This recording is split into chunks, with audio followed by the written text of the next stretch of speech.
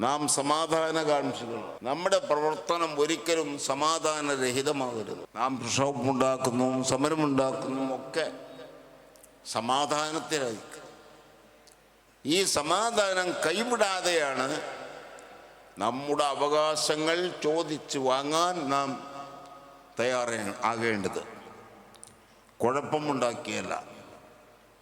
അതൊന്നും ശാശ്വതമായി നിൽക്കുന്ന ഒരു വഴിയല്ല. ഒക്കെ അപ്പത്തെ താൽക്കാലികം. ചിലപ്പോൾ ജയിച്ചെന്ന് വരും, ചിലപ്പോൾ എന്നേക്കുമായി തോറ്റുപോയെന്ന് വരും. അപ്പം അതൊന്നും നമുക്ക് ഉയരങ്ങളിലേക്ക് എത്താൻ, അല്ലെങ്കിൽ നമ്മുടെ പ്രവർത്തനത്തിന് മാർഗതടസ്സമില്ലാതെ പോകാൻ പറ്റിയ വഴിയല്ല.